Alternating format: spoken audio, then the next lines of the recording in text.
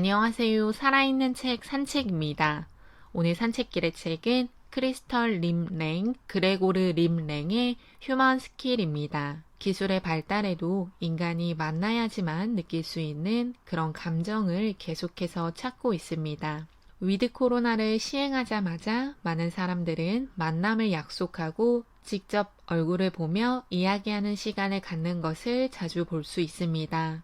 카카오톡으로 이야기를 하고 통화로 수다를 떨 수 있지만 직접 만나 이야기하는 것만큼 사람 간의 온정을 느낄 수는 없다고 저 역시 생각합니다. 이처럼 우리 인간만이 가지고 있는 능력, 자질에 대해서 오늘의 책은 소개하고 있습니다. 인간은 신뢰를 갈망하고 다른 사람들과 깊은 관계를 맺길 원하며 창의력을 발휘하고 직관과 정서를 이용해 자신과 다른 사람 그리고 상황을 감지할 수 있다고 합니다. 따라서 이 책에서는 인간이 가지는 강력한 사회 정서적 능력들을 휴먼 스킬이라고 보고 있습니다. 우리 인간들이 독특한 이점을 가지고 있는 기술을 강화하고 다듬어 나가는 것은 휴먼 스킬 방식의 핵심이라고 합니다. 자기인식을 발전시키고 자신의 감정에 통달하며 깊이 있는 진정한 관계를 맺고 명확하게 의사소통하며 잠재력을 최대한 발휘하는데 도움이 되기 위해 두 저자는 이 책을 집필했다고 합니다. 세상이 빠르게 돌아가는 뷰카 시대에 필요한 휴먼 스킬 5가지는 집중과 마음챙김, 자기인식, 공감, 복잡한 의사소통, 적응 회복력입니다. 5가지 휴먼 스킬을 키워야 하는 원인으로는 4D라고 하는 인간들이 지닌 문제 때문인데요.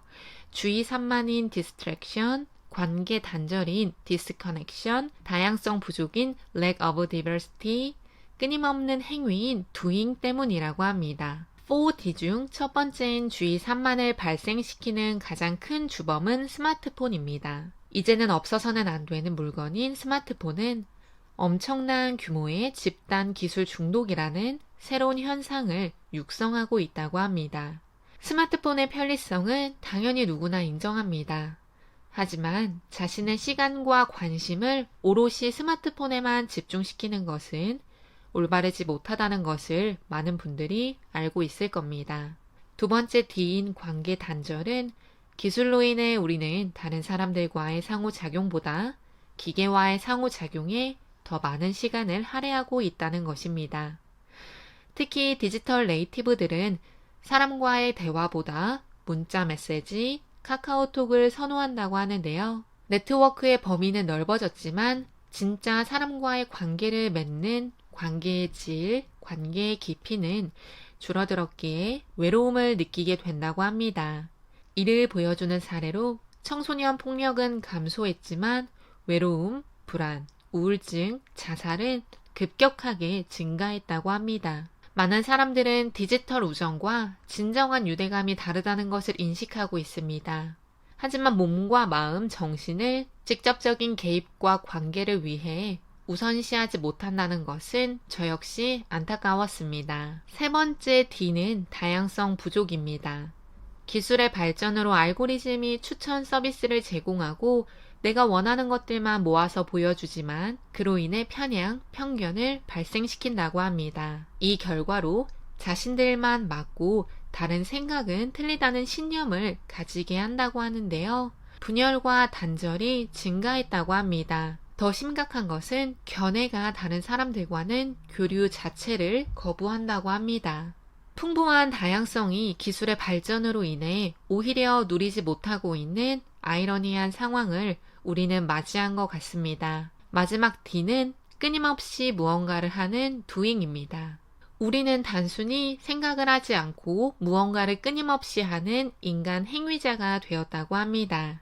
그러면서 자신을 돌아보고 깊게 생각하는 시간들이 없어진다고 하는데요. 따라서 진정한 인간이 되기 위한 시간이 따로 없다는 것을 두 저자는 말하고 있습니다. 이런 문제점들을 직면한 우리를 위해 휴먼 스킬을 제시하며 휴먼 스킬의 기초는 2016년 싱가포르 국립대학교의 졸업생 미래대응 센터에서 진행되었던 미래의 준비 지수라는 연구 프로젝트에서 유래되었다고 합니다. 다양한 공공기관 및 민간 조직에서 일하는 경영진, 인사 책임자, 일선 관리자 등 35명이 모인 포커스 그룹을 구성해 그들의 일터에서 기대하는 미래 대비 자질이나 마음가짐, 소프트 스킬이 무엇인지를 물어보았다고 합니다. 그리고 300명이 넘는 산업계 전문가들을 대상으로 설문조사를 진행해 총 9가지의 미래준비 자질을 꼽았다고 하는데요.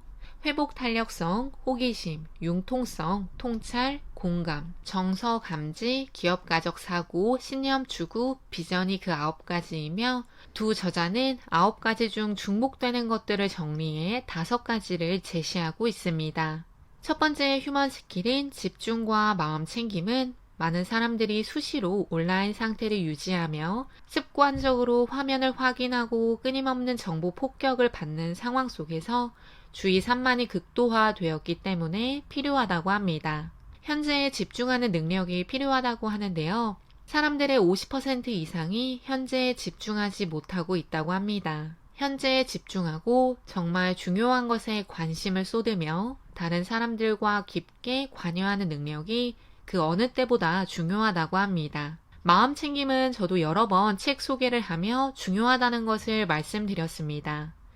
이 책에서 말하는 마음 챙김은 현재의 순간에 얼마나 적극적으로 관심을 기울이고 있는지를 의미한다고 합니다. 마음 챙김 기본 연습법이 제시가 되고 있는데 주의를 집중시킬 수 있는 몸의 지점을 선택하고 그를 고정점으로 잡으며 주의가 산만해지면 그 고정점에 집중하라고 합니다.